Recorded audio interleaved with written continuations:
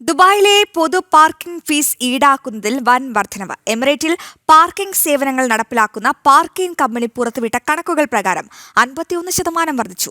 ഏപ്രിലിൽ variable parking tariff നടപ്പിലാക്കിയതിനെ തുടർന്നാണ് വർധനവ് ഉണ്ടായിരിക്കുന്നത്.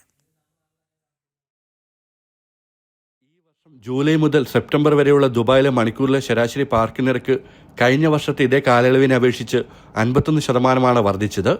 ശരാശരി താരിഫ് 2 ദിർഹം 1 ഫിൽസിൽ നിന്ന് 3 ദിർഹം 3 ഫിൽസായി. ബി, ഡി എന്നീ സോണുകളിലാണ് താരതമ്യേന ഉയർന്ന വർധനവ് രേഖപ്പെടുത്തിയത്. പുതിയ സംവിധാനം വന്നതോടെ വാഹനമോടിക്കുന്നവരിൽ പലരും സീസണൽ കാർഡുകൾ എടുക്കാൻ തുടങ്ങി. ദിവസേനയുള്ള നിരക്കുകൾ വർദ്ധിച്ചപ്പോൾ താരതമ്യേന കുറഞ്ഞ നിരക്ക് ലഭിക്കുന്ന സീസണൽ കാർഡുകൾക്ക് പ്രാധാന്യം നൽകുകയായിരുന്നു.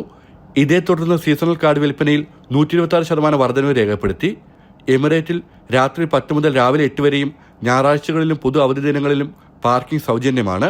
അതേസമയം 2025 മൂന്നാം പാദത്തിൽ പാർക്കിംഗ് സേവനങ്ങൾ നടപ്പിലാക്കുന്ന പാർക്കിംഗ് കമ്പനി 15,70,00,000 ദിർഹം റെക്കോർഡ് അറ്റാദായം രേഖപ്പെടുത്തി. ഇത് കഴിഞ്ഞ വർഷത്തെ സമാന കാലയളവിനെ അപേക്ഷിച്ച് 50% കൂടുതലാണ്. ജനം, ദുബായ്.